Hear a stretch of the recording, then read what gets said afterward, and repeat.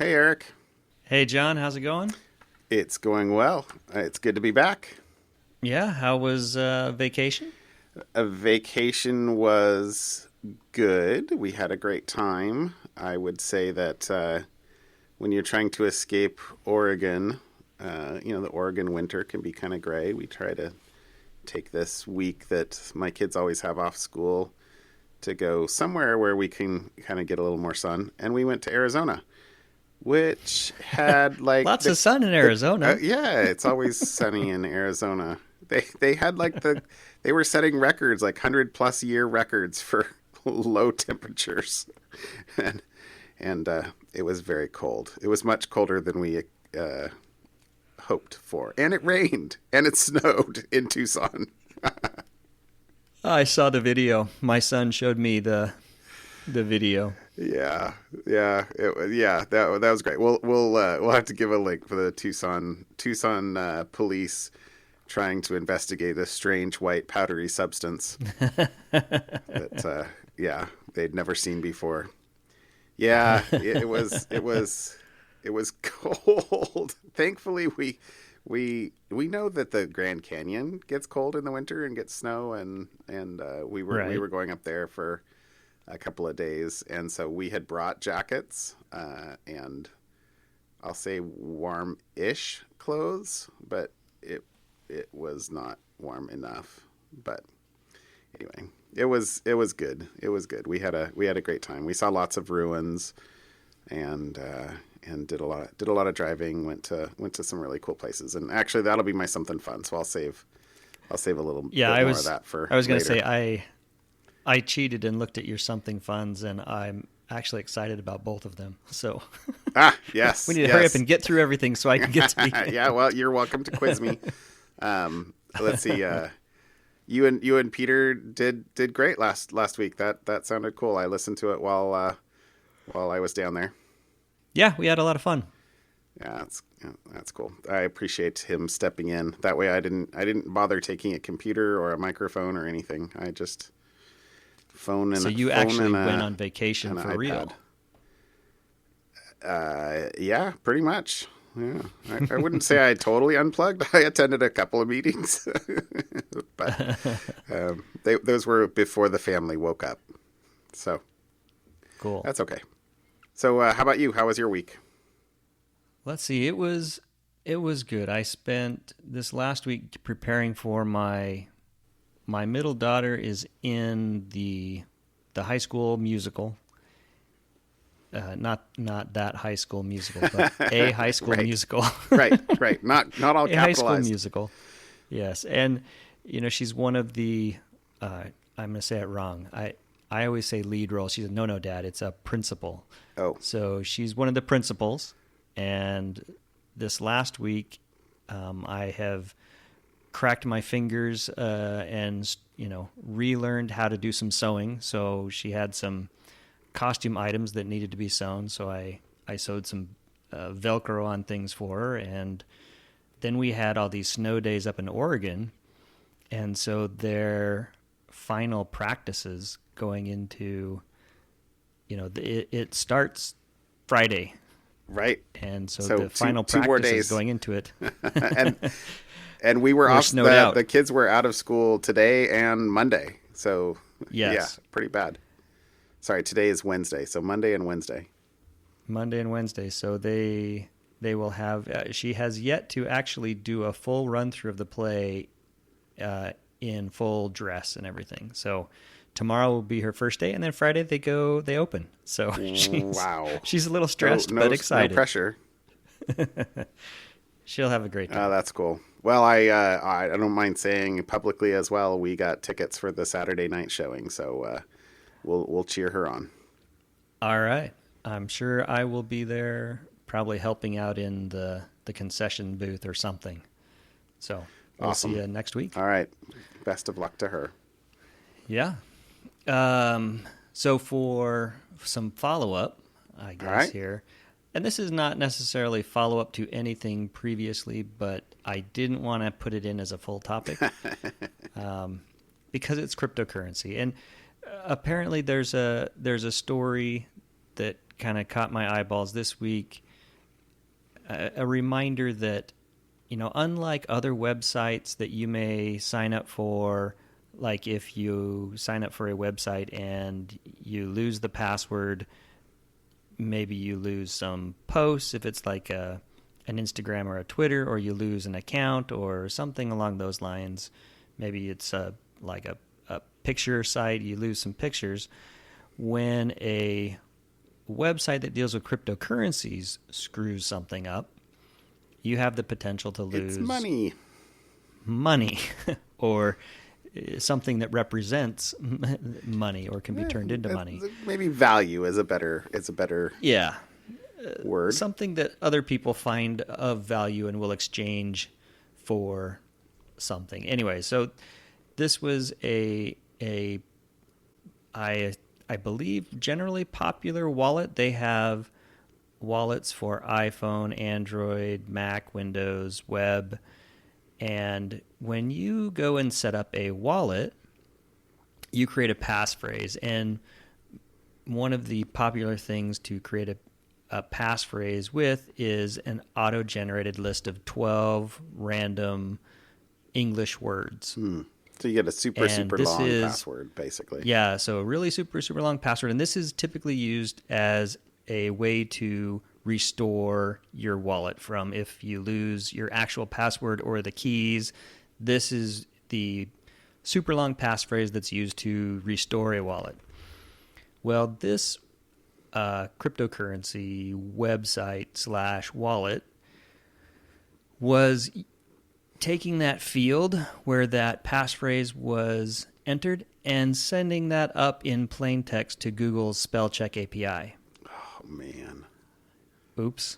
Oh. So, this is probably not something that is going to happen to the average Joe, is going to mess this up, because it would take somebody who could actually sit on the same network as you and watch for that data to go through plain text up to Google's API, because it was all in plain text, at least the spell check API.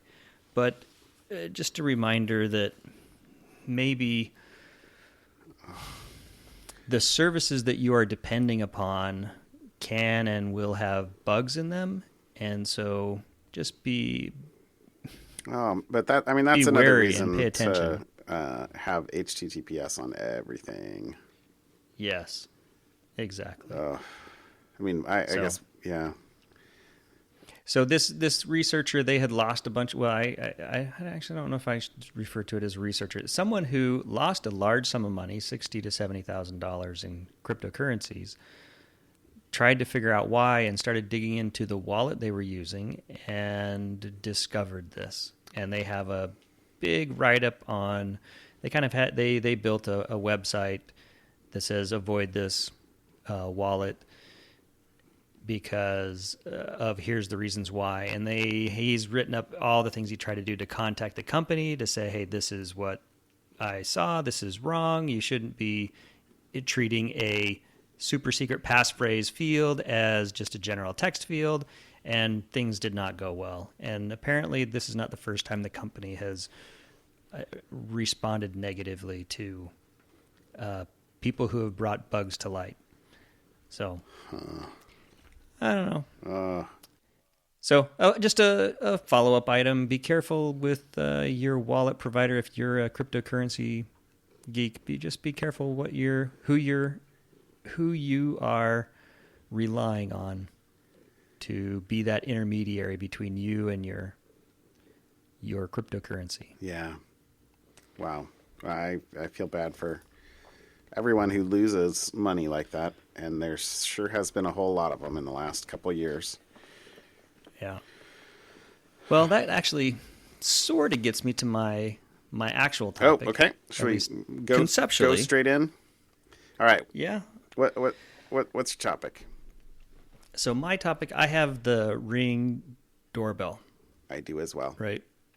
And I have a few of the cameras. And I think a few weeks ago, we talked about, I think it was like the story had broke like just hours before we recorded. And then nothing really came up. Something about, the Ring doorbells had been hacked or there was a vulnerability somewhere.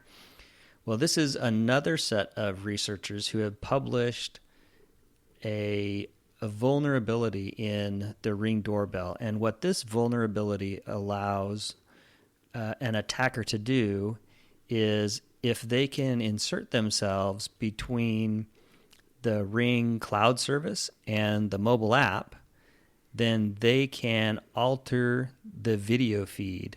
So when if someone rings your doorbell and you have your app, and you're out at the grocery store or not at home, you can look at the app and say, oh, I know who that person is. Go ahead and let them in, or, whatever.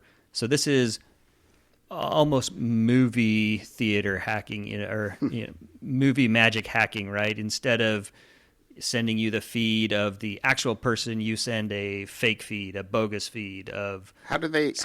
intercept between the app and the service in the first place? So that is where the context of this matters, right? Kind of buried in this story is, here's what the attacker actually has to be able to do this. Okay. So number one, meaning that it's the attacker, complicated. Yes, yeah, it's complicated.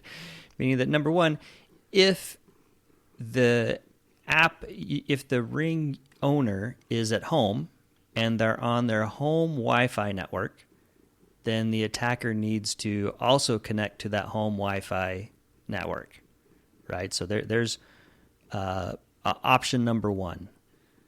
The attacker actually needs to be outside your home, close enough to your home, connected to your Wi-Fi. Hopefully you're not using an open Wi-Fi. Hopefully you have passwords for your Wi-Fi that are not WEP. I don't even think that that's allowed anymore. Everything's WPA. So you should have password protected Wi-Fi access. So that's number one. So not likely to occur, right? So that's kind of leaning back to the other one. It's probably not something that's going to happen. So the second option would be, if the owner is not at home and they're off somewhere else, then what the hacker has to do is be close enough to that person and convince them, when they open their phone, to connect to a rogue Wi-Fi connection that the hacker controls, and wait for them to join that. Right? So now, if you're driving down the road or you're at the grocery store, as a hacker, I need to have a backpack full of rogue Wi-Fi equipment on the aisle next door to you, and convince your phone to connect to whatever my rogue Wi-Fi connection is. I can spoof it and make it look like your home network and maybe trick you into trying to connect to it, but or like a Starbucks connection. Yeah. So number two, also very unlikely. And then the third one is probably the most plausible of the three options, is the attacker needs to be on the same common public network that you are. So if you're both sitting at the Starbucks, but all three of these, the attacker has to be within proximity of you and your Ring app. The likelihood that any of these scenarios that have to exist before this attack becomes real for you as the consumer are all highly unlikely. Let me ask a couple questions. So sorry, I haven't read this article. I probably should have, but is it that the Ring service doesn't use HTTPS? Are they intercepting? How are they intercepting the traffic in the first place? Are they? Yeah. So once the attacker and the user of the Ring app are on the same network, the attacker can do an ARP spoof. Spoofing. Okay. Right? And that allows the hacker to capture that Ring data traffic before it passes it on to the mobile app. Okay. So that it can kind of poison the traffic, poison that connection there. And yeah, no, I looked that. I'm seeing it. So they're doing ARP. So ARP stands for, I think I'm pulling this address resolution protocol. Yep. So this is if you're on the same network, it's basically, you know, people think that IP addresses are what you're known by, and it is outside your local network. But really, once you're inside, the router is maintaining a mapping from IP address to MAC address, and you can basically say, no, if you're sending something to this address, it's me. Right. Oh, okay. But it's still not clear to me what protocol they're using. It doesn't actually say here, does it?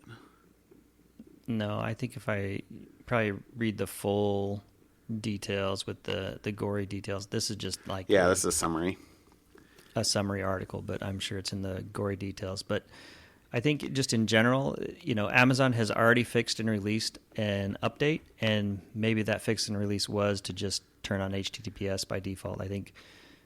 Yeah, could be. Well, just the other comment I was going to make, having been away with a teenager who doesn't have cell service on his phone for the last week, I shivered at how many Wi-Fi access points he attempted to join everywhere we went. And although I did a little bit of coaching, I probably need to be a little bit harsher or something, because he's very much, we're at a museum. Oh, they have a Wi-Fi, or we're at a coffee shop, or we're at a restaurant, or we're at a I swear, right. In and out. We went to the Shake Shack. Oh, that's something I should talk about. But I got to try a couple of other restaurants that aren't normal in my lexicon. Anyway, but he joined a Wi-Fi. I don't even want to look at. And this is the worst. Actually, oh man, this is really bad. Oh, we are different people as far as iTunes is concerned, or as far as our iCloud accounts. So maybe it won't propagate his Wi-Fi networks to my laptop and my phone. But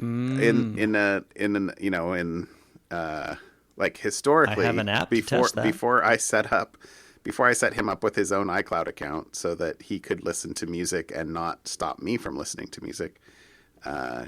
We were both. I use MDM on his phone anyway, so. Right. But I had him logged into, essentially my iCloud account, and they sync the networks that you join. Anyway, I was just gonna say, oh my gosh, as a 14-year-old, he joined everything, so he could try and get communication with his friends. Yeah, so that was just mine, and really the meta point for this one that I wanted to pull out is, don't. When you're looking at the flashy headlines about, hey, there's a big vulnerability in the Ring doorbell, someone can, inject a bogus feed in there, do some movie style hacking, or hacking you see like in the movies. You got to read into the details and play the loop that we recorded earlier that doesn't show the person right. sneaking down the hallway. Yeah. Right. Is the probability that for the average person that this is going to happen is extremely low. So. Yeah, but actually, this is what security researchers are. This is why we love them. Yeah, find them before they're real. And Ring took the feedback and has already fixed a release, and the hackers published their article on what they did, and everybody's happy. Yep. No, that's fantastic. I love it. Love it. Okay, so I have 2 topics for you tonight, as normal. I guess I can't. You can't constrain me. I refuse to be constrained. All right, maybe that's bad. But I liked both of these. So the first one is a paper, and we'll probably link to the ZDNet summary.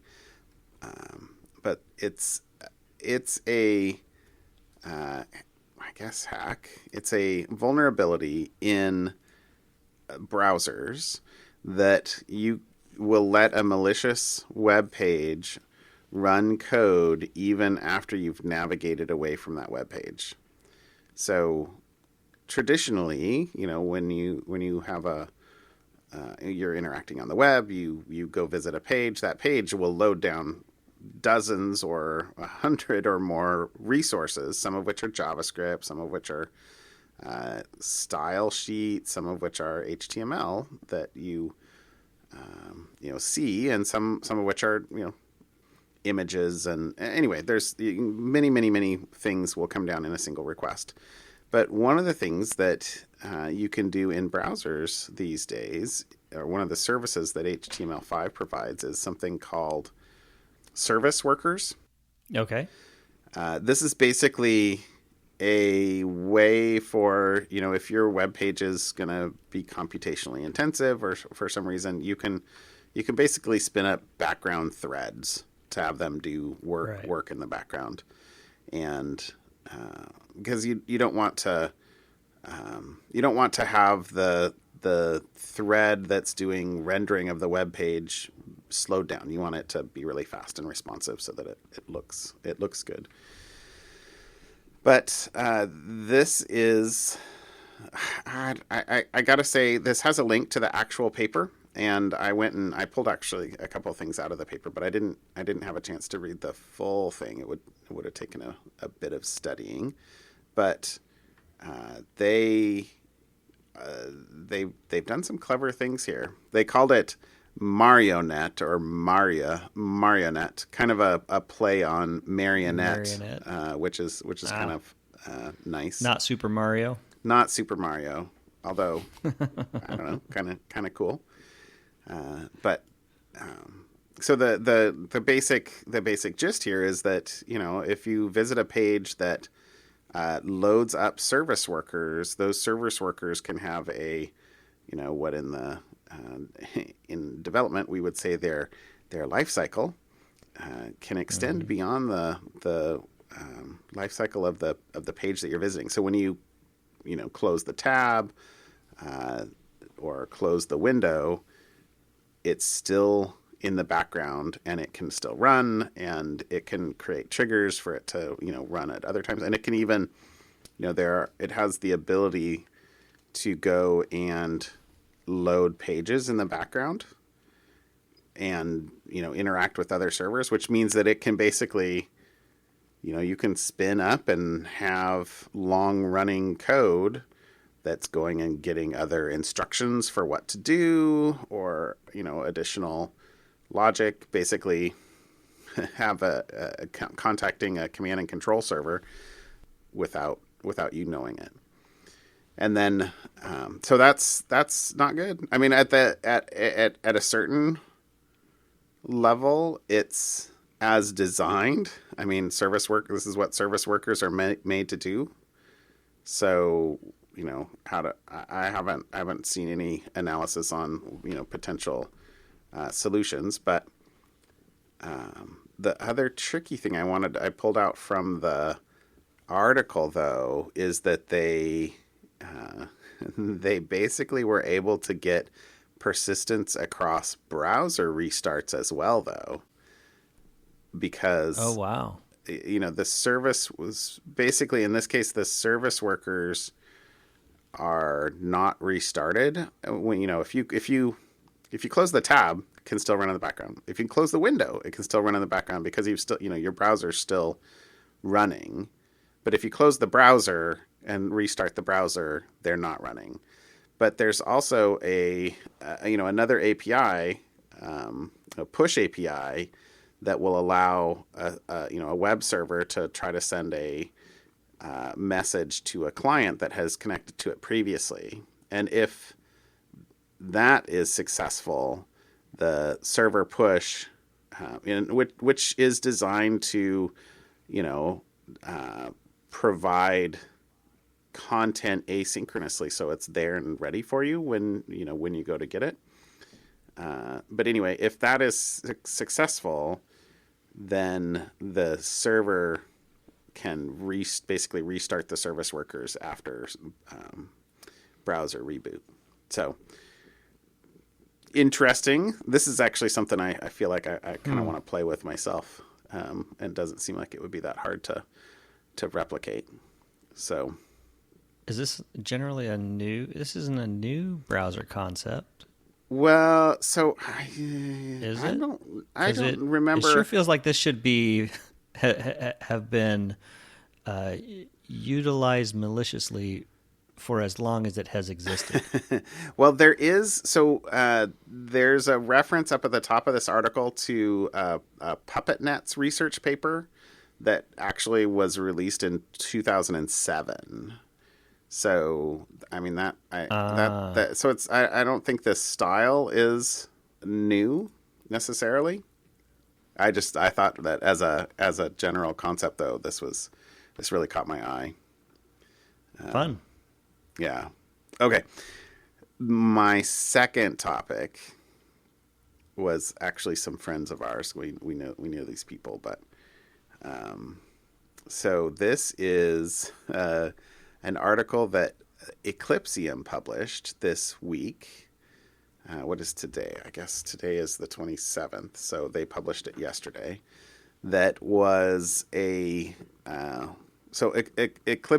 is a firmware security company, and so they're of course all about below the OS attacks and vulnerabilities. And this is some research that they did that was on Baremetal cloud services. So, in many, if you look at AWS and Google Cloud and Azure, you don't have access to the underlying hardware.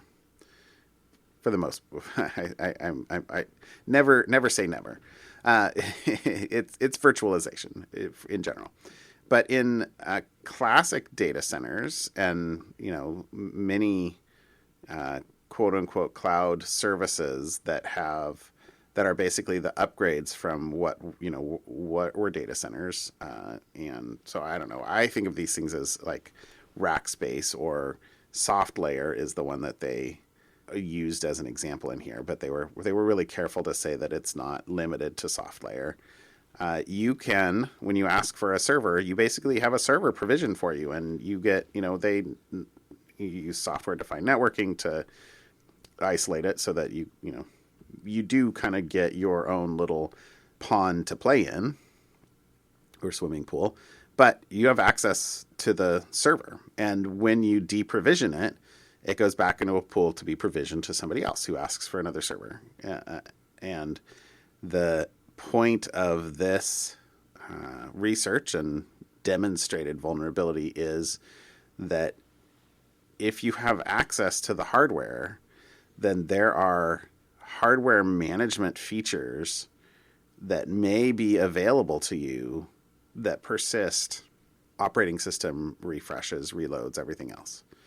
And so if you're able to provision a server, maliciously attack it, or let me phrase it this way. When you provision a server, you don't know how many people have had access to that server beforehand and what, if anything, might have changed in the underlying firmware,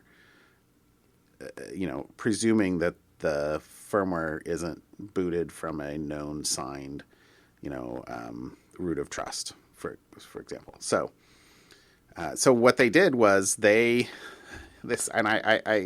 appreciated what they must have had to do to try to make this happen. Was what they wanted to do was they wanted to basically provision a server, hardware server, make changes to it, and then release it back in, and then have that same server provisioned to a different account.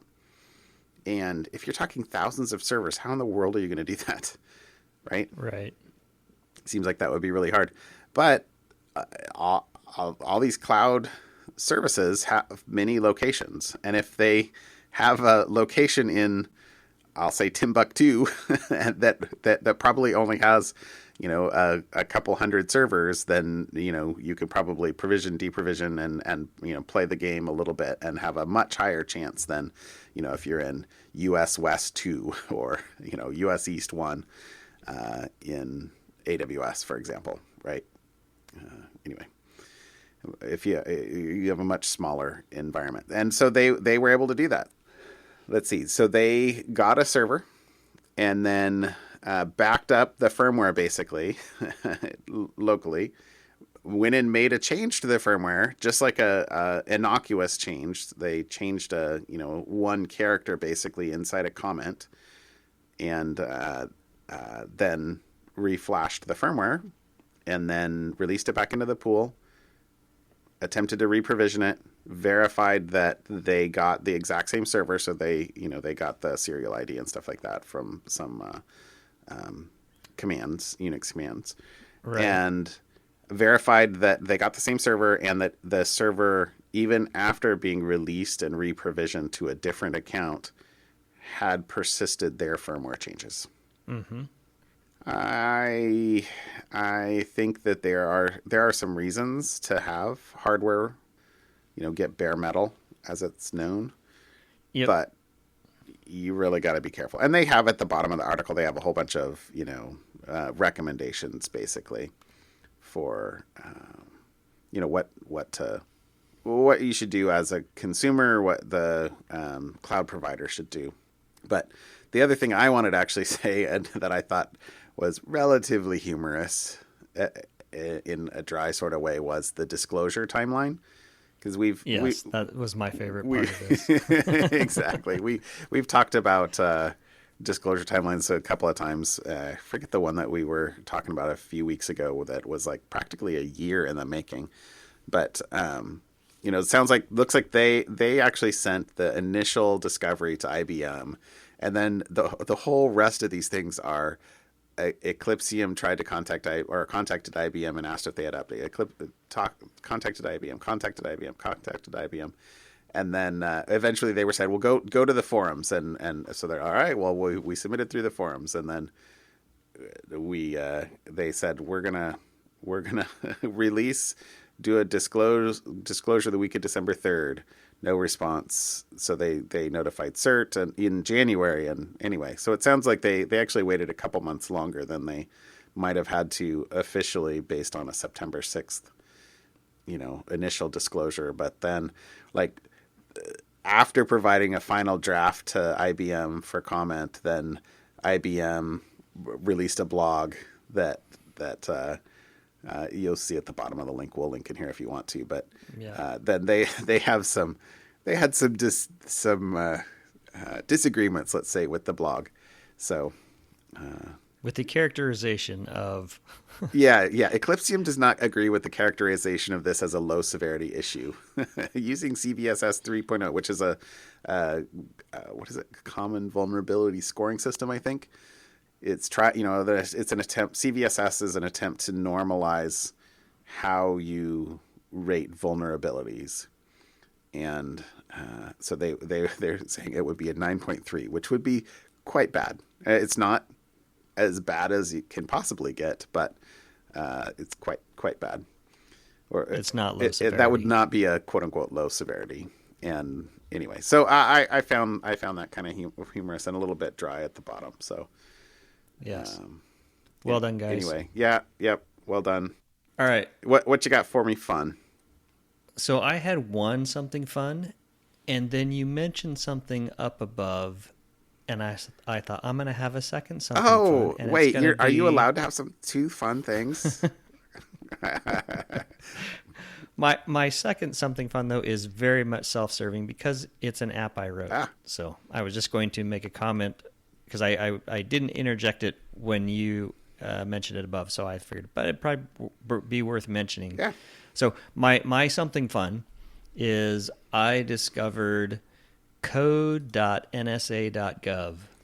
So the U.S. government, the NSA, has a public GitHub site, and they share all sorts of tools that they work on, and I just thought it was kind of cool. So just digging through some of these. There's tons of... I thought, well, that's kind of cool. And some of them, I thought, we should probably dig into that one. Even the NSA is trying to contribute in an open environment to the security community. Look at that. So I thought that was cool. GitHub.com/National Security Agency. That's right. Look at that.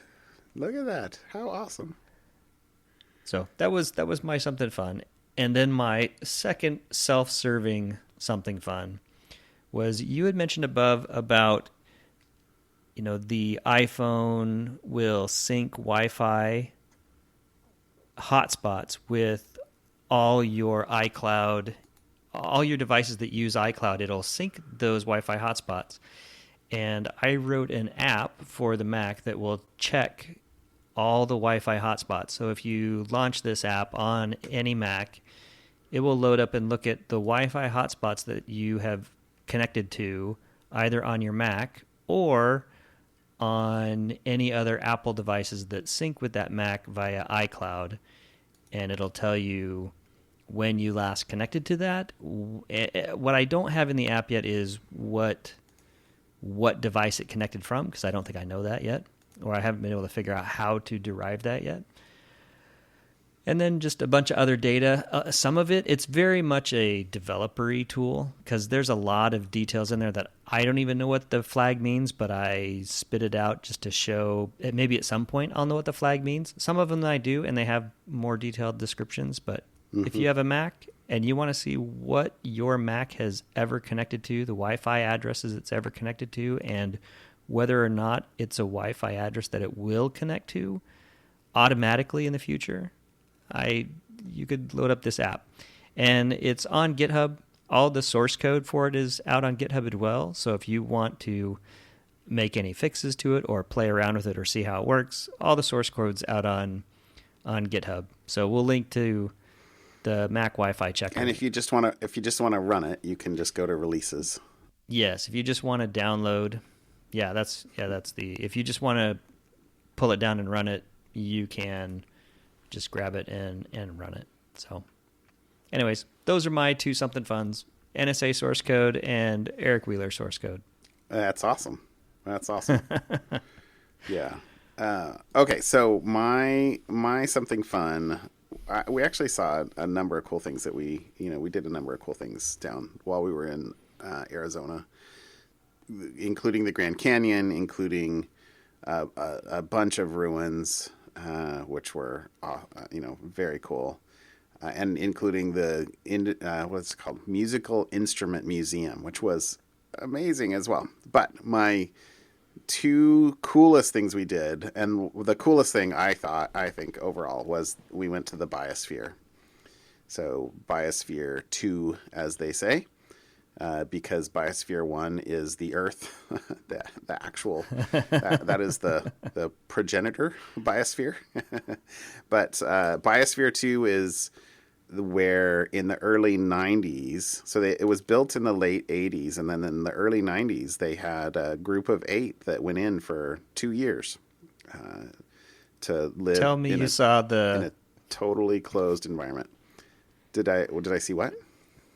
The Polly Shore. Yes, that's where I was going to go. I know that was where you were going to go. I remember seeing that like a very, very long time ago. Must have been in the 90s. Yes. So I don't actually remember. I remember a couple of silly things about it, but I don't remember too terribly much. But yeah, but the Biosphere was totally cool. So worth visiting. Obviously we're both my wife and I are science geeks and trying to raise science geek sons as well.